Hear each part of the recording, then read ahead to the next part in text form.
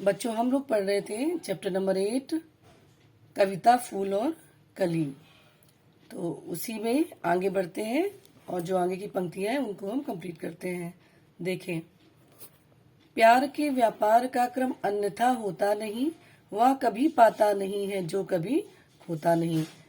फूल के माध्यम से लेखक या कवि, हम यहाँ पर कवि बोलेंगे, फूल के माध्यम से कवि ये कहना चाहता है कि प्यार के व्यापार का क्रम जो होता है, यानी जब हम किसी से प्रेम करते हैं, प्रेम का व्यापार मतलब जब हम किसी से प्रेम करें तो ऐसा नहीं है कि उसका फल हमें कुछ और मिलेगा। प्यार के व्यापार का क्रम अन्यथा होता नहीं।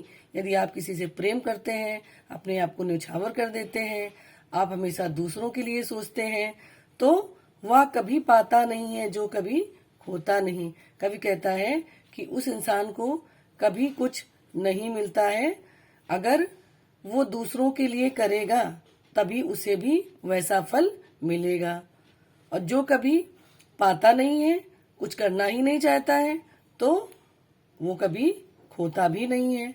तो जो वह कभी पाता नहीं है जो कभी खोता नहीं। हर एक इंसान जो सभी से प्यार करता है, आगे बढ़ता है, दूसरों के लिए त्याग की भावना जिसके अंदर होती है, तो उसको दूसरी तरफ से वही सब कुछ प्राप्त होता है। ये संसार का क्रम है, ये संसार से प्रेम करने का क्रम है। आप अगर किसी के लिए भलाई के कार्य करेंगे तो आपको वो वापस होकर मिलेगा, लौट कर वो आपको मिलता है। वही आपके साथ भी होता है। इस व्यापार में किसी भी तरह का कोई भी नुकसान नहीं होता है। जैसा आप करोगे उसी आधार पर आपको फल की प्राप्ति भी होती है और इस व्यापार में कोई नुकसान नहीं है। आराम की पूछो अगर तो मृत्यु में आराम है, जिंदगी कठिनाइयों से जूझने का नाम है। तो फूल कली से कह रहा है कि अगर तुम आराम की बात करो, तुम कह रही हो कि मैं आराम से बैठी रहती हूँ, मुझे किसी से कुछ लेना देना नहीं है, मैं अपने लिए जीती हूँ, तो अगर तुम आराम की बात पूछो मुझसे तो मैं यही कहूँगा कि मरने में सबसे ज्यादा आराम है। जो मृत्यु में आराम है वो जीवन में और कहाँ। जिंदगी कठिनाइयों से जूझने का नाम है। फूल कली को समझाते हुए कहता है कि ये जो जिंदगी है ये कठिनाइयों से जूझते हुए ही आगे बढ़ती है।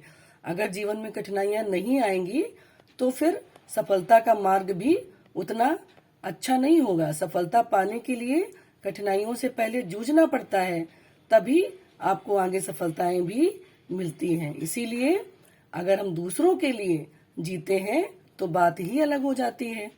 ये तुम्हारी आत्म केंद्रित गंध भी क्या गंध है, जिंदगी तो दान और प्राप्ति का अनुबंध है। फूल कली से कहता है ये तुम्हारी आत्म केंद्रित गंध, बस अपने आप में तुम ये गंध को लेना चाहती हो और तुम इस बात के लिए खुश हो रही हो कि तुम्हारी सुगंध को कोई और नहीं ले सकता है। तुम अपने आप में ही रहना चाहती हो, आत्म केंद्रित होकर तुम बनी रहना चाहती हो, तो तुम्हारी सुगंध का कोई अर्थ नहीं है। तुम इस सुगंध को तुम ही तो ले सकती हो और कोई दूसरा तो इस सुगंध को प्राप्त नहीं कर सकता है। तो इतना सिर्फ अपने लिए जीना, इसका कोई अर्थ नहीं है। जिंदगी तो ऐसी है कि दान और प्राप्ति का अनुबंध होती है, यानी जो जीवन है उसमें जितना ज्यादा आपने दान कर लिया, दूसरों को का सहयोग कर लिया, तो और प्राप्ति का अनुबंध है, उतना ही एग्रीमेंट कह सकते हैं ना, अनुबंध एग्रीमेंट। तो जिंदगी तो दान का और प्राप्ति का अनुबंध है। जितना ज्यादा आप दूसरों के लिए करोगे उतना ज्यादा तुम्हें भी लाभ प्राप्त होगा। जीवन इसी तरह से चलता रहता है, इसमें कोई भी तरह का कमी नहीं होती, किसी भी तरह की कोई कमी इसमें नहीं होती। यदि आप दूसरों के लिए त्याग करोगे तो तुम्हें भी अच्छा कुछ मिलेगा, आगे बढ़ते चले जाओगे, सफलता पाओगे और संसार भी तुम्हें याद रखेगा। बच्चों हम लोग पढ़ रहे थे चैप्टर नंबर 8 कविता फूल और कली।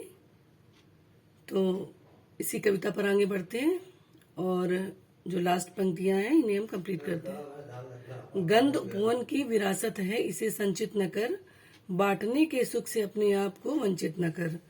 यदि संजोने का मजा कुछ और है तो बिखराने में है। फिर ये लाइन देखो, यदि संजोने का मजा कुछ है तो बिखराने में है, जिंदगी की सार्थकता बीज बन जाने में है। देखें, अब फूल के माध्यम से कवि कली को संबोधित करते हुए कहता है कि गंध उपवन की विरासत है। जो सुगंध होती है वो बगीचे की विरासत है। इसे, विरासत मतलब संपत्ति, जो सुगंध है वो बगीचे की विरासत है, संपत्ति है। इसे संचित मत करो, इसे जमा करके मत रखो। बांटने के सुख से अपने आप को वंचित न कर, बांटना ही सबसे बड़ा सुख होता है। तो जो बांटने का सुख है उससे अपने आप को कभी भी वंचित मत करो, कभी भी दूर मत करो। हर चीज केवल अपने लिए रखना कहाँ तक ठीक है ना। वस्तुओं को बांटना, दूसरों को देना, यही सबसे ज्यादा उपयुक्त होता है जीवन के लिए। इसलिए बांटने के सुख से अपने आप को वंचित मत करो। यदि संजोने का मजा कुछ है तो बिखराने में है। फूल कहता है कि यदि संजोने का मजा कुछ है, यदि तुम कुछ संजो के रखना चाहती हो, अपने पास जमा करके रखना चाहती हो, संजोने मतलब भी जमा करना होता है। तुम ऐ कली, यदि तुम कुछ भी अपने पास जमा करके रखना चाहती हो और तुम्हें इसमें आनंद होता है तो बिखराने में है। तो जो भी संजो के रखा है, तुमने संचित करके रखा है, तो उसको जब बिखरा दोगी, दूसरों को बांट दोगी, तो उसका मजा और बढ़ जाएगा। जिंदगी की सार्थकता बीज बन जाने में है। फूल कहता है कि जिंदगी की सार्थकता, जिंदगी सार्थक तभी होगी। सार्थक मतलब अर्थ के, यानी अर्थपूर्ण जिंदगी कब हो सकती है, अर्थपूर्ण जीवन कब हो सकता है, तो कि जब हम दूसरों के लिए जिए, दूसरों के लिए मरे, दूसरों के काम आए, तब आपका जीवन सार्थक होता है। तो फूल समझाता है कली को कि जिंदगी की सार्थकता बीज बन जाने में है, ना कि अब बीज कैसे बनता है। बीज तो हमेशा पूरा जब पेड़ हो जाता है, खिल जाता है, फल बन जाता है, सूख जाता है, फिर सूख कर उसके अंदर बीज बन जाता है। अर्थात पूरी तरह से जब अपने आप को त्याग कर देता है तब वो बीज बनता है। तो यही सारी चीजें एक जो फूल है वो कली को समझा रहा है। दूसरे दिन मैंने देखा वो कली खिलने लगी, शक्ल सूरत में बहुत कुछ फूल से मिलने लगी। तो फूल कहता है, या हम कह सकते हैं कि कवि कहता है कि दूसरे दिन उपवन में जाकर वो देखता है कि कली पुनः खिलने लगी। कली ही बनकर रहना चाहती थी। वो अपनी सुगंध, अपना मकरंद, सब कुछ अपने लिए ही रखना चाहती थी। जैसे ही संसार में बहुत सारे व्यक्ति ऐसे ही होते हैं जो केवल अपने लिए ही जीते हैं, अपने लिए ही मरते हैं। ठीक, दूसरों की उन्हें कोई परवाह नहीं होती है। इसी तरह से कली की सोच थी।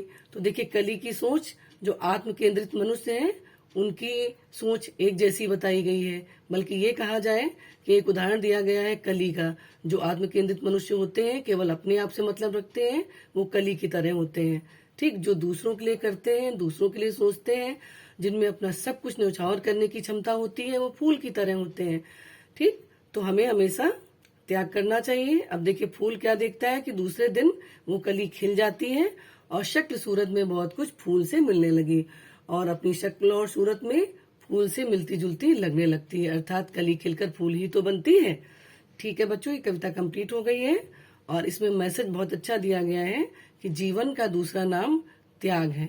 यदि हम दूसरों के लिए त्याग नहीं कर सकते, सेक्रीफाइस नहीं कर सकते, तो हमारा जीवन व्यर्थ है। ठीक है, चलिए, तो ये कविता कंप्लीट हो गई है। आशा है आप सबको बहुत पसंद आई होगी। अब नेक्स्ट टर्न पे हम लोग मिलेंगे और इस चैप्टर से संबंधित जो भी अभ्यास कार्य है उसे कंप्लीट करेंगे। सारे वीडियोस आप लोग ध्यान से सुनना और रिवीजन भी कर लेना। पूरी कविता की पंक्तियों का मैंने अर्थ बताया है, ये आपको समझ में आना चाहिए और याद भी हो जाना चाहिए।